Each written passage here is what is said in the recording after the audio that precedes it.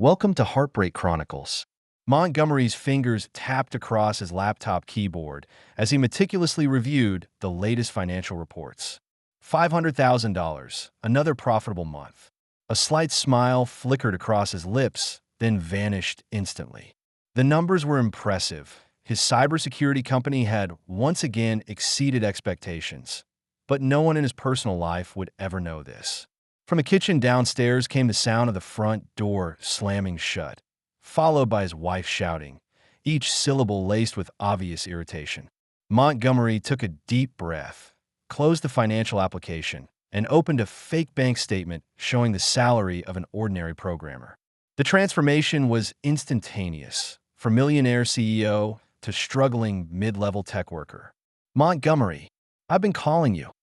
Vivian's voice grew louder as she climbed the stairs toward his home office. He turned his chair just as she appeared in the doorway. Even in her fury, Vivian Turner remained beautiful, her blonde hair perfectly cascading over her shoulders, makeup flawless despite having just finished an afternoon shopping trip.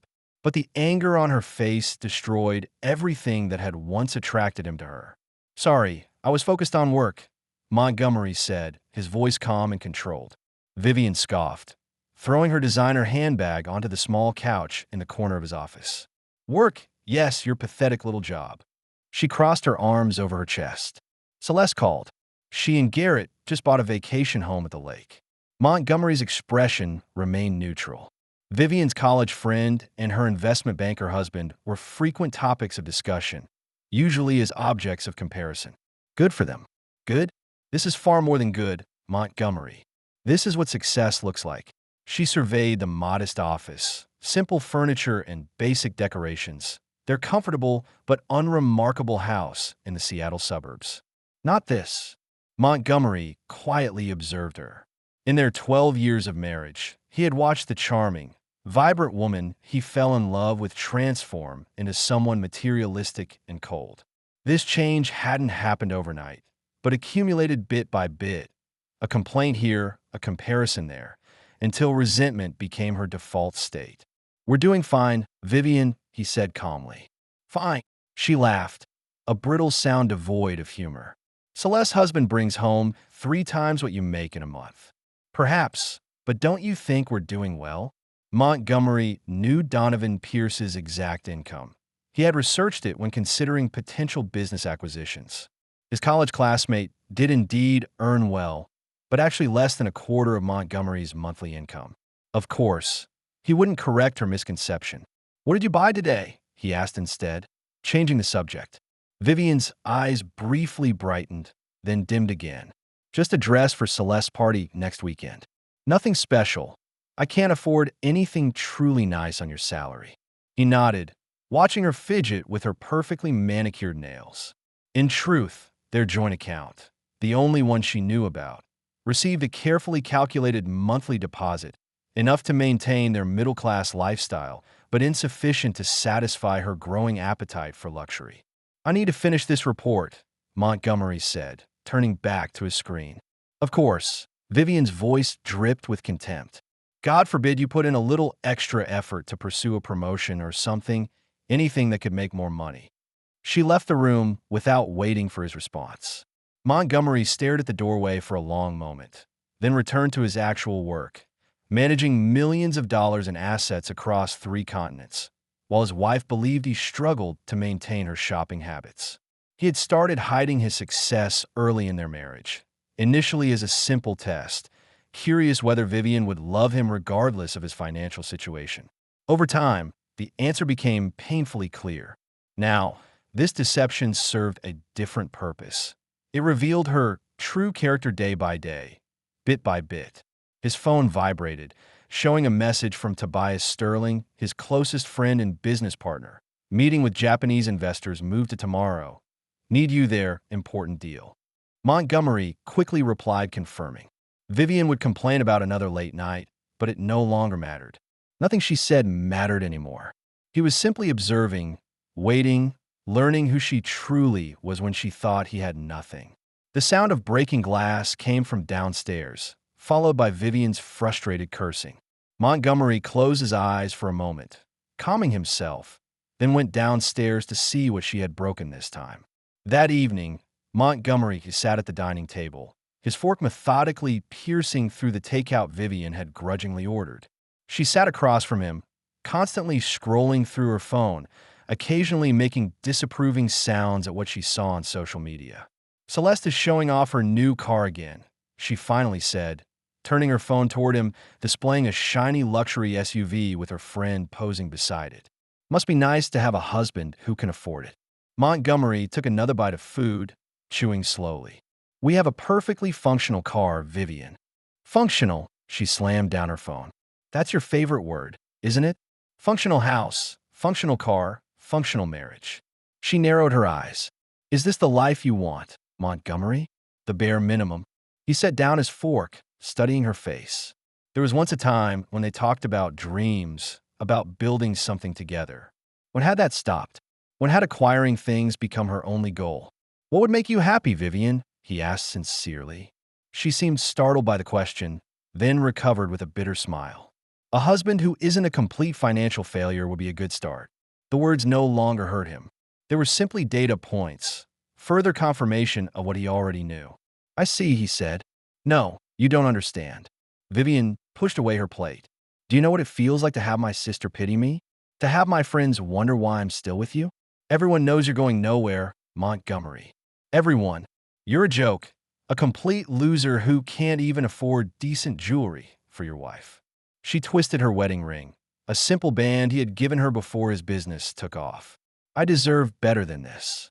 Montgomery wiped his mouth with his napkin and stood up. "I have some work to finish." "Of course," she muttered, "run away as usual." He paused at the doorway. "I'm not running away, Vivian. I choose not to engage because you have no defense." "My defense?" Her voice rose. "You can't deny you're a failure. The evidence is all around us. This pathetic house, our pathetic car, our pathetic life." Montgomery simply nodded and walked away, her words following him upstairs. In his office, he unlocked a hidden folder on his tablet, reviewing the progress of his latest acquisition, a tech startup that would fit perfectly into his expanding empire. This deal would add several million more to his net worth, while downstairs his wife believed he couldn't succeed. The irony was not lost on him. This was no longer an experiment. Now it was just a waiting game, waiting for the right moment to show her exactly who and what she had been demeaning. The clock on Montgomery's dashboard showed 9:45 p.m. as he pulled into their suburban home's driveway. The meeting with Japanese investors had run longer than expected, but the result was worth it. A new partnership that would expand his cybersecurity business into East Asia, opening markets he had been targeting. He sat in the car for a moment, transitioning from powerful CEO who had just closed a multi-million-dollar deal to the supposedly struggling husband Vivian expected to find. This mental shift had become almost automatic through practice. All the lights in the house were on, which was not a good sign. Vivian usually retreated to the bedroom early when he worked late, watching shows and ignoring him when he finally came home. Lights on meant she was waiting, and waiting meant confrontation. Montgomery grabbed his briefcase and laptop bag, preparing for whatever storm awaited him. The front door was unlocked, another bad sign. He stepped into the foyer and immediately sensed the tension in the air. "You're finally home." Vivian's voice came from the living room, cold and sharp. Montgomery carefully set down his bags. "The meeting ran long. I texted you." "Oh yes, your very important meeting." She appeared in the doorway, arms crossed over her silk robe. Her hair was pulled back in a tight ponytail, her face flushed. "What was it this time?" "Another meaningless project that won't lead to a promotion." "Very productive," he said simply, heading to the kitchen for some water. He could feel her following him, tension radiating from her body. "Productive?" she repeated mockingly. "You know what would be productive, Montgomery? Actually making enough money to live decently." He filled a glass from the tap and turned to face her. "We have everything we need, Vivian." "Need?" Her voice rose sharply. "I'm tired of only having what we need. Celeste has everything she wants. All my friends have everything they want. Only I'm stuck with," she pointed at him with contempt, "this." Montgomery slowly sipped his water, studying her through the rim of the glass.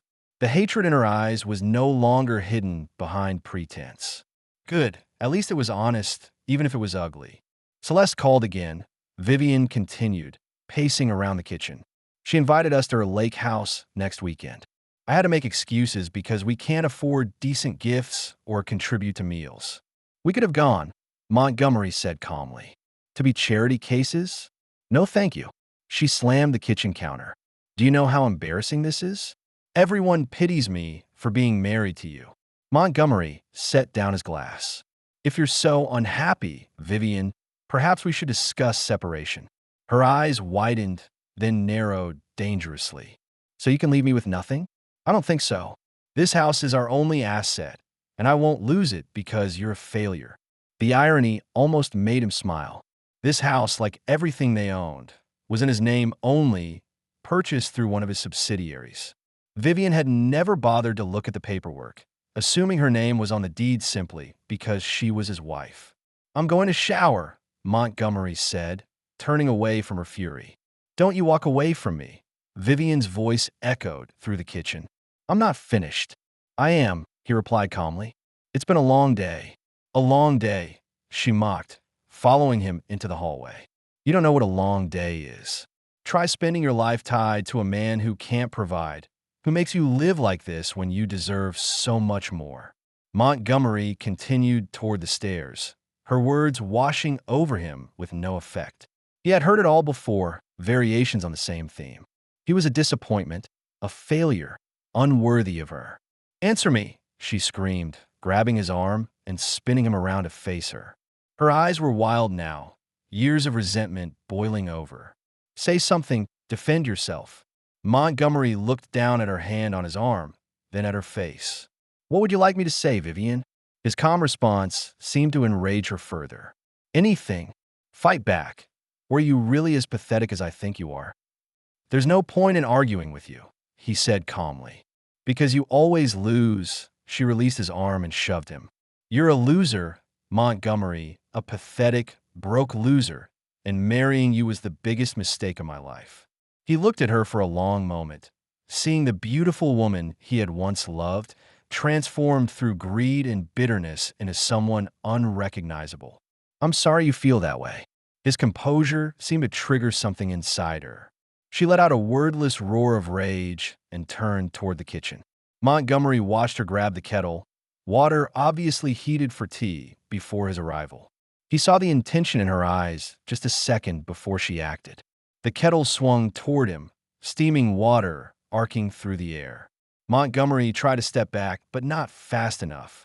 The scalding water hit his right shoulder and chest, soaking through his shirt and burning the skin beneath.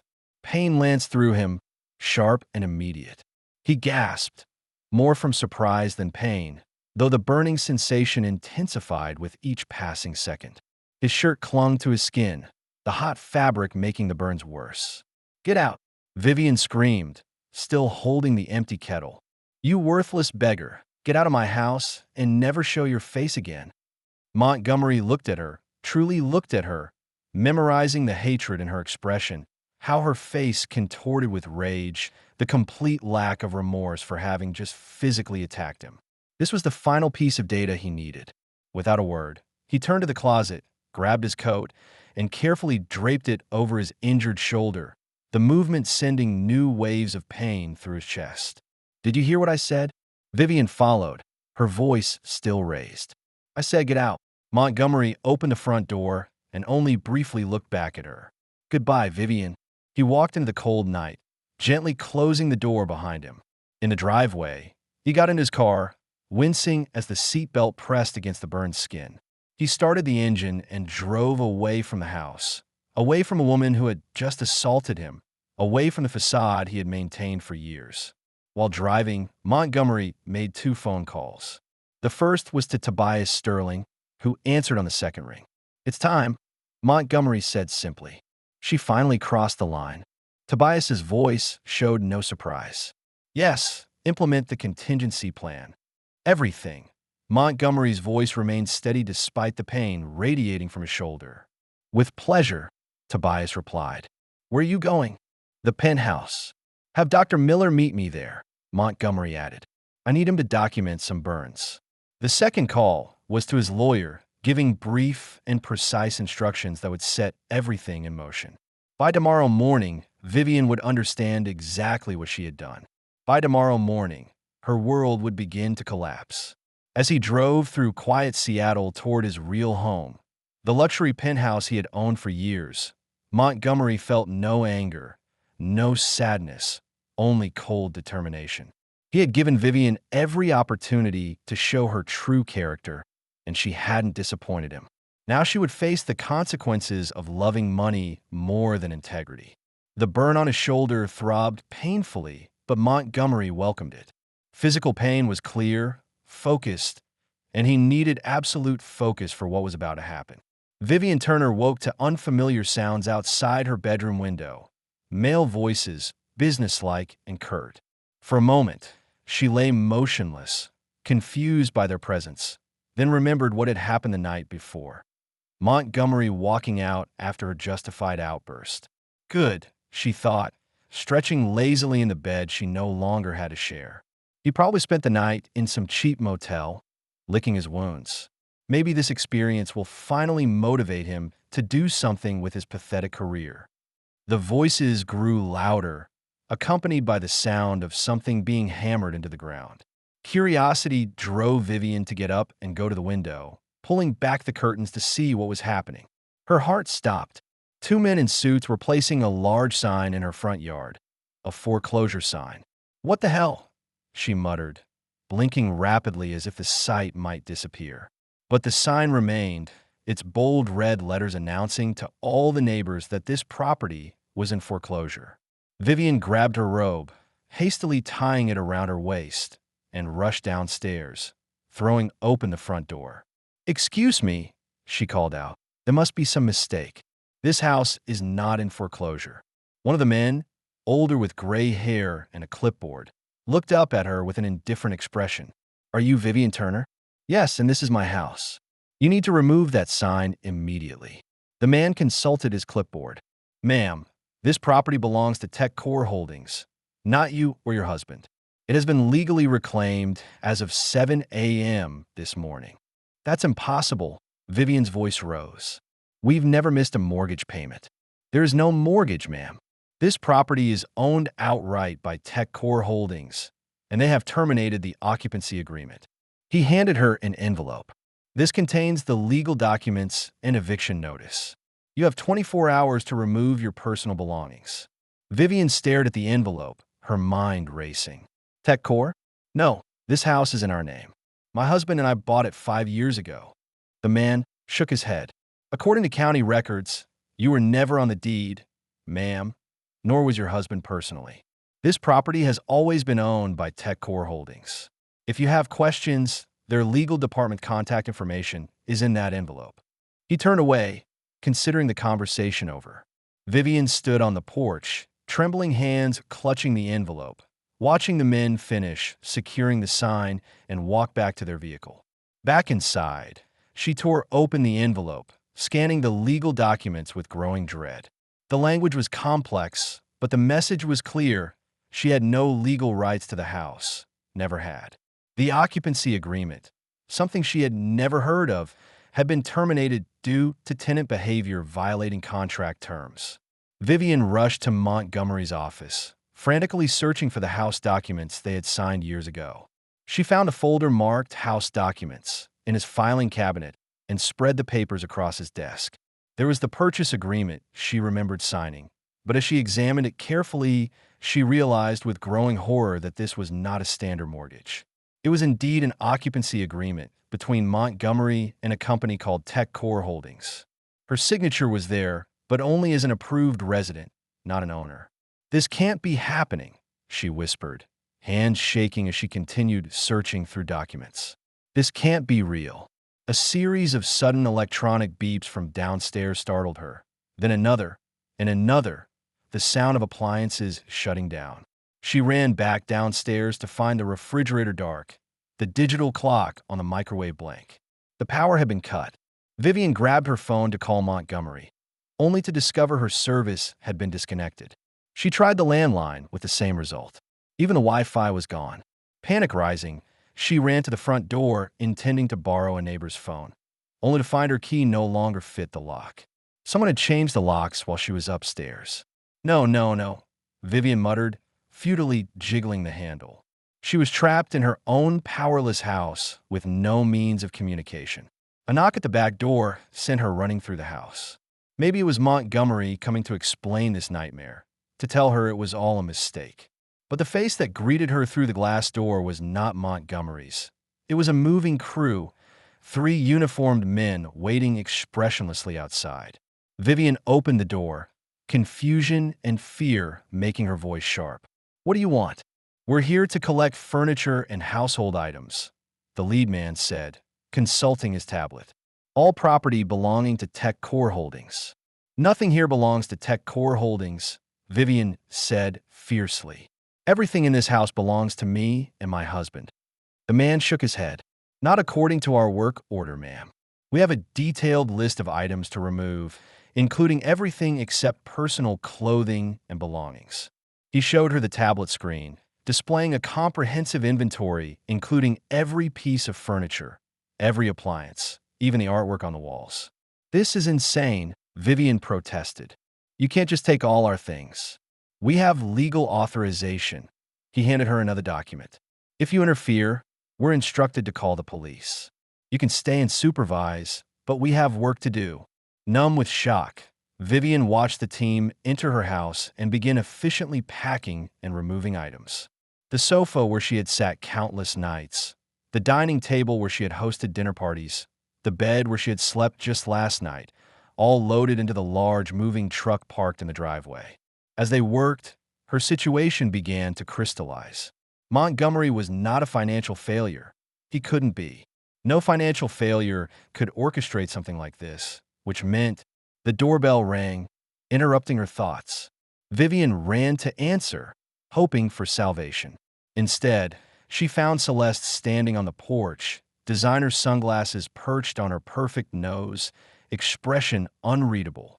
"Celeste!" Vivian exclaimed. "Thank God you're here. Something terrible is happening. The house is being foreclosed. They're taking everything." "I know," Celeste interrupted coldly. "The whole neighborhood chat group is talking about it. Vivian Turner being evicted from the home she never owned. Quite the scandal." Vivian stared at her friend in disbelief. "Aren't you going to help me?" Celeste removed her sunglasses, revealing eyes that held not compassion, but contempt. "After what you've done, after what you did to Montgomery, why would I do that? What are you talking about? Montgomery is a failure." "Oh my God, you still don't get it," Celeste laughed, a sharp, unpleasant sound. "Your husband is Montgomery Turner, founder and CEO of Quantum Shield. He's worth millions, Vivian, millions. And you treated him like trash." Vivian felt the blood drain from her face. That can't be true. He makes $70,000 a month. Try $700,000 minimum." Celeste's smile was vicious. "So it turns out the beggar actually owns everything. Looks like the real fool was you, Vivian." The movers passed by them, carrying out Vivian's precious crystal collection. She barely noticed, her mind struggling to process Celeste's words. "How do you know this?" she finally managed to ask. "Everyone knows, darling, except you. Apparently, Montgomery is one of Seattle's most successful businessmen. Why do you think Garrett and I always invited you both to events? Not because of your charming personality." Celeste checked her watch. "I'd love to stay and watch a breakdown, but I have a lunch reservation. Don't bother asking me for help. You've burned that bridge like all the others." With that, Celeste turned and walked back to her luxury car, leaving Vivian standing at the doorway of what had once been her home, that empty shell, as the truth finally broke through her denial. She had driven away the man who actually provided everything, and now she had nothing. Montgomery Turner stood at the floor-to-ceiling windows of his penthouse, overlooking the Seattle skyline that he partially owned. Morning light cast long shadows across the gleaming hardwood floors of his specially designed space. 3,500 square feet of luxury, designed specifically to his taste. Modern furniture in deep blues and grays. Original art by emerging artists he had personally selected. A state-of-the-art smart home system that responded to his voice commands. This was his real life, had been for years, even while maintaining the facade of mediocrity with Vivian. The doors to his private elevator opened with a soft chime, and Montgomery didn't need to turn to know who had arrived. Only one person had unrestricted access to his penthouse. "Your wife has been evicted," Tobias Sterling announced without preamble, striding into the open-plan living area. The movers cleared everything out in under 2 hours. Professional work. Montgomery nodded, still gazing out at the city. The locks were changed before she even woke up? Yes.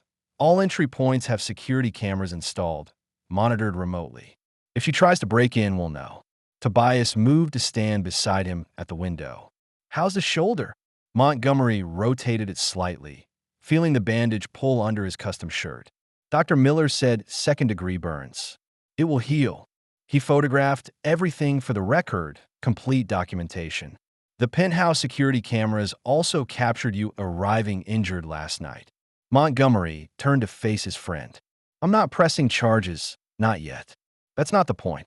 Tobias's eyes narrowed. "Then what is the point?" "She physically attacked you, Montgomery. That's assault. We could have her arrested today."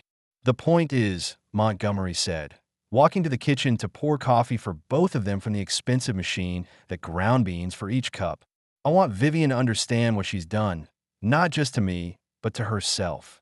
Assault charges now would be too quick, too easily dismissed by her as vindictive on my part. No, I want Vivian to experience real suffering, the kind that comes from watching everything you thought you were entitled to slip through your fingers." The house was just the beginning.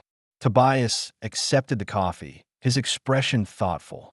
"You've been planning this for years, haven't you? The separate house ownership, hidden accounts, all of it." "Not at first." Montgomery moved to sit on a sleek leather sofa facing the window view. "When we first married, I kept my success private as a test, to see if she loved me or what I could provide. I had hoped she would pass the test, but she failed spectacularly. Once I knew who she really was," Montgomery continued, "I began protecting my assets, documenting her behavior, building a case for divorce, you might say." "Divorce?" Tobias asked. Montgomery shook his head. "Divorce would mean legal battles, financial negotiations. Vivian doesn't deserve the dignity of that process. This isn't about ending a marriage. It's about erasing a mistake." The two men sat in silence for a moment, sipping their coffee. The penthouse was quiet except for the faint sounds of the city below, muted by quality insulation and triple-glazed windows. "Board meeting at 11, Tobias finally said, changing the subject. "European acquisition is on the agenda." Montgomery nodded. "I'll be there. Have Thomas arrange the car for 10:30. Tobias studied his friend carefully. "You look different today, more relaxed." "I feel liberated," Montgomery admitted. Maintaining that facade was exhausting, pretending to be less than I actually was, watching her demean achievements she knew nothing about. "It was a necessary experiment, but I'm glad it's over." "So what now?" Tobias pressed. "What's the next move in this game?" Montgomery took another sip of coffee, savoring the complex flavors. "Now we watch what happens when Vivian discovers the safety net is gone. She'll turn to friends first, then family. They'll reject her. They've always known who she is. Then she'll try to find me, to repair what she's broken. That's when the real plan begins." "Sounds like you've thought of everything," Tobias said with a note of admiration. "I've had years to consider every possibility," Montgomery said, setting down his cup and standing to return to the window overlooking his city. "Vivian made a critical error. She mistook my quietness for weakness. She confused patience with passivity. She's about to learn the difference." Tobias joined him at the window. "What happens when she's completely destroyed?" Montgomery's reflection in the glass showed no emotion, only calm certainty. "Then I'll remember her name only as a lesson learned, a reminder never again to mistake beauty for character." Vivian sat on the front steps of the empty house, the foreclosure sign in the yard looming like an accusation. The moving crew had finished their work, leaving her with only the clothes in her closet and a few personal items they deemed not on their list. Her phone had no service, the house keys no longer worked, and neighbors had drawn their curtains to avoid the sight of her disgrace. She needed help. She needed a friend. With trembling hands, Vivian gathered what few personal belongings she could carry, a small suitcase with clothes, her purse, the useless phone, and began walking to Penelope Hayes's house, 6 blocks away. Penelope had been a good friend for years. They shopped together, complained about husbands together, shared secrets. If anyone would help her through this nightmare, it would be Penelope. The walk felt endless, each step heavy with the weight of her new reality. Was what Celeste said true? Was Montgomery really wealthy? Had she really been insulting a man for years who could have given her everything she wanted? No, it had to be some elaborate prank. Montgomery was punishing her for last night. That was all. He would calm down, realize he had overreacted, and everything would go back to normal. Penelope's house came into view, a lovely colonial with perfect landscaping. Vivian had always been a little jealous of it, though she had never admitted it. Now she approached the front door like a supplicant, setting down her suitcase to ring the doorbell. Penelope answered quickly, her expression changing from welcome to weariness when she recognized her visitor.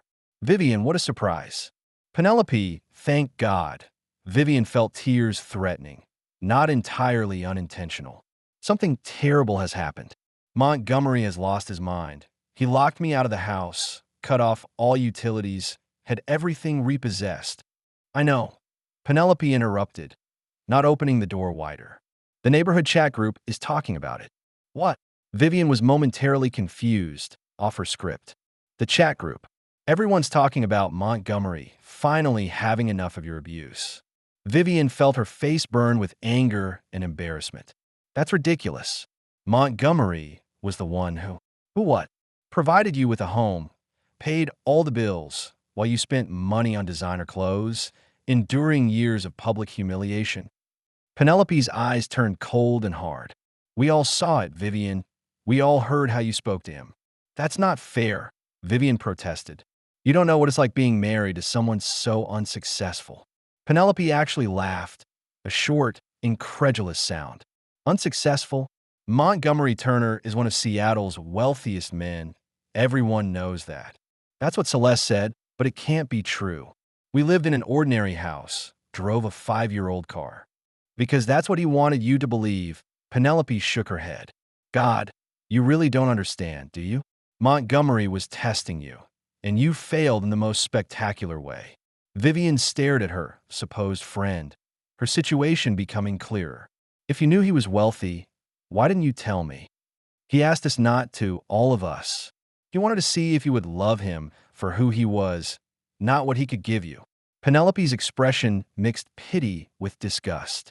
After everything you've done to him over the years, are you really surprised he finally had enough? Vivian felt the ground shifting beneath her feet, her carefully constructed worldview collapsing. I need a place to stay for a few days until I can figure things out. Please, Penelope. No. The answer was immediate and decisive. I watched you belittle Montgomery for years at every dinner party, every gathering. I listened to you complain about him while spending his money. I stayed quiet because he asked us to, but I've never liked what you became, Vivian, that entitled materialistic persona. You can't be serious, Vivian whispered, shock turning to desperation. We're friends. We're friends, Penelope corrected. Before you decided status and money were more important than character. She stepped back and began closing the door. I suggest you find a hotel or call Celeste. I won't enable your behavior anymore. The door closed with a final click, leaving Vivian standing on the porch with her suitcase at her feet. One less option and one more confirmation of Montgomery's deception. As she turned to leave, she noticed neighbors watching from windows and porches. Word traveled fast, and her humiliation was now a public spectacle. She lifted her chin, gathering what dignity she could find, and left Penelope's house with no destination. Hotels weren't an option. Her credit cards were all joint accounts with Montgomery, probably frozen by now. Friends were obviously not friends. That left only one possibility, one she feared almost as much as homelessness: her sister Celeste. 3 weeks after the dinner incident, Vivian had fallen to the point of working as a housekeeper in Celeste's mansion, scrubbing floors and toilets in exchange for room and board and a small allowance. Every humiliation felt deliberate, especially when Celeste's friends came for afternoon tea and would look at the former member of their social circle, now cleaning their cups with disdainful curiosity. Each night, Vivian lay in the guest room bed, staring at the ceiling, wondering how she had gone from a respected suburban wife to domestic help, a laughingstock, a cautionary tale. Montgomery's deception had been so perfect, his revenge so thorough. The only hope was repair, finding Montgomery, explaining that her behavior came from ignorance, begging his forgiveness, recovering some of the life she had lost. But even that possibility seemed increasingly remote. No one would tell her Montgomery's whereabouts. All her social media accounts were locked, her emails were returned. He had completely erased her from his life, as if she had never existed. One evening, while Celeste and her husband Garrett were at dinner, the tension in the air was unusually thick. They spoke in low voices, glancing nervously at Vivian as she wiped down kitchen counters. "Is something wrong?" she finally asked, unable to bear the silence. Celeste and Garrett exchanged a look. "The company is having some problems," Garrett finally said. "Nothing for you to worry about." But the next day, Celeste stormed into the guest room, her eyes flashing with angry fire. "This is about you, isn't it?" she demanded. "Montgomery acquired Garrett's company. He's firing everyone, shutting down the business, erasing the Hayes name." Vivian stood up in shock. "What? No, I don't know anything about." "Don't pretend to be innocent," Celeste spat. "This is part of his revenge plan, isn't it? First you, now all of us. Your husband is a monster." "Ex-husband," Vivian said quietly, shocked by the breadth and depth of Montgomery's vengeance. "He's not a monster, he's just—" She searched for the right words. "Thorough." Celeste let out a harsh laugh. "Yes, thoroughly destroying everyone connected to you." She gestured toward the door. "Pack your things, leave by tomorrow. We can't afford charity anymore." A month later, a Seattle business dinner was held at the Westwood Hotel with all the important people in attendance, including Montgomery Turner, winner of the Innovator of the Year award. Vivian borrowed an evening gown and orchestrated her last desperate action. She would confront Montgomery publicly, appeal to his compassion, remind him of the love they once shared, convince him she had been misguided and unaware of his true identity. She managed to slip past the registration desk by simply mentioning she was Mrs. Turner, though she had to wait while security personnel whispered among themselves, frequently glancing at her. Was she being deliberately humiliated? Most likely. But she endured this small indignity for the greater goal.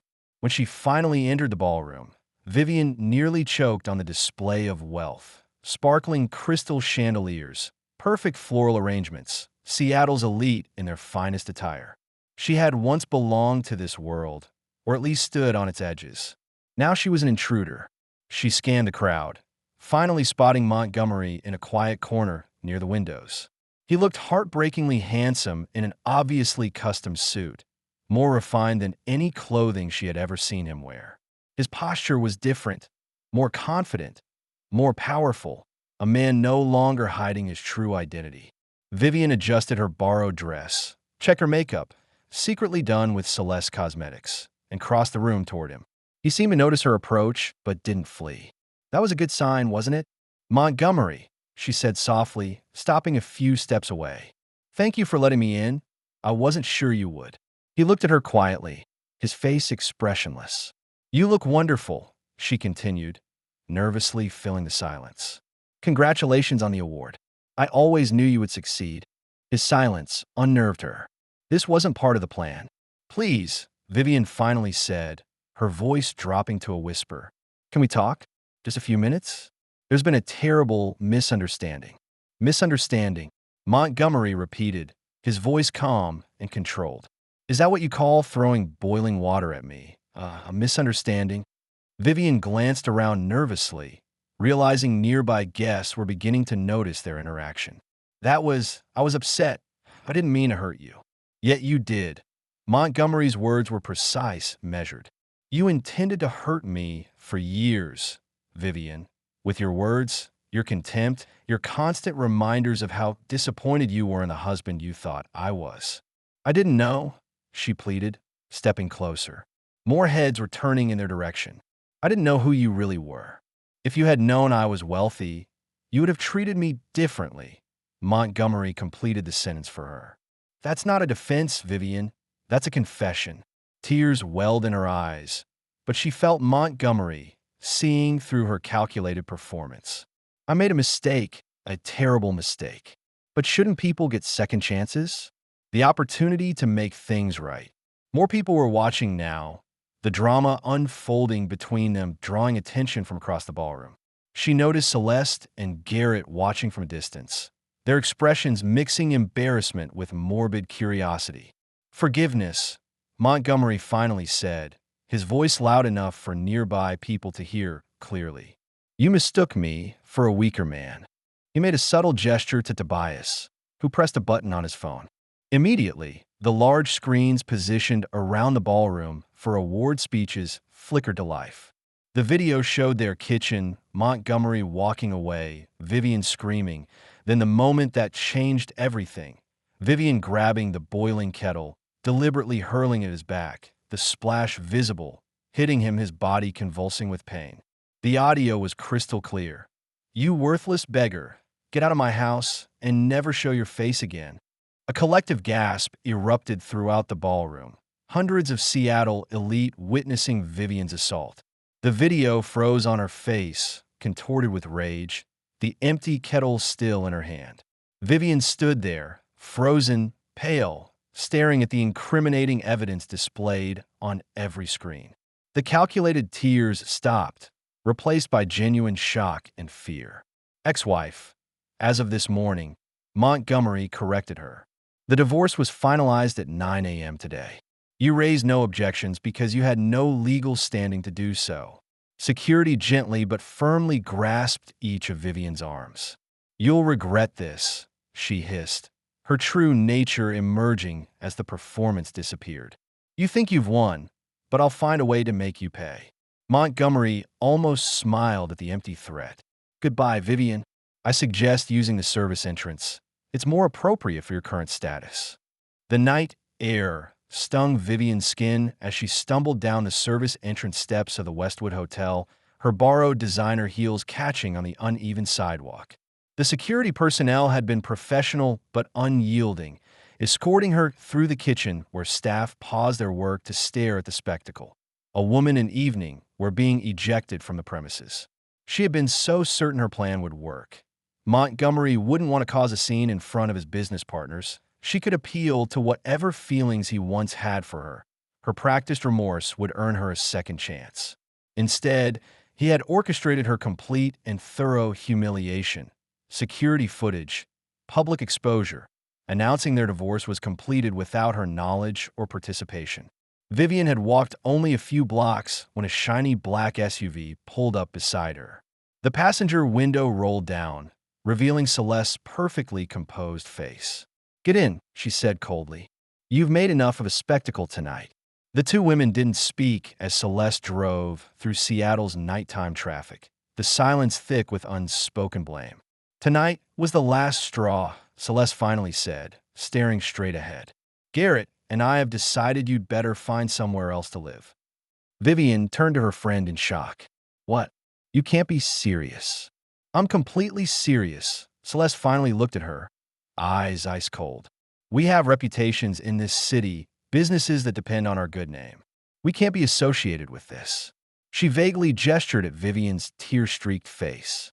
I left $500 on your bed, enough for a week in a budget motel to figure out her next step. 3 months after the dinner incident, Montgomery Turner stood on the private balcony of his latest acquisition, a sprawling estate in the same neighborhood where he had once lived with Vivian. The property had been completely renovated, transformed from a modest suburban home into a luxury day spa serving Seattle's elite. The sign at the entrance was simple and elegant, reading Turner's Revenge Spa and Wellness Retreat. Tobias joined him on the balcony, handing him a glass of aged whiskey. Grand opening had good turnout, he commented, nodding toward the valet area where luxury vehicles continuously arrived, depositing wealthy clients. The waiting list is already 3 months out, Montgomery confirmed, sipping his drink.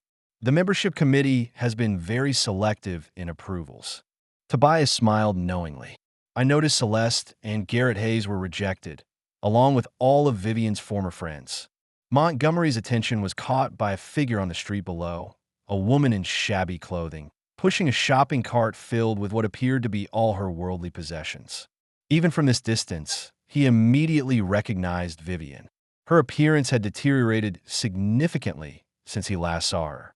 The designer clothes were gone, replaced by thrift store rejects. Her hair, once perfectly styled, now hung limp and unwashed. She stopped at the property's edge, looking up at the building that had once been their home, now transformed into a monument to her downfall. Montgomery passively watched her stand there, paper cup in hand, occasionally approaching passers-by who mostly ignored her or gave her wide berth. The woman who had once mocked the unfortunate was now one of them, homeless, destitute, reduced to begging on the streets of the city where she had once aspired to social prominence. She's there again, Tobias observed, following Montgomery's gaze. Third time this week. I know, Montgomery said, trying to get attention, hoping you'll take pity on her.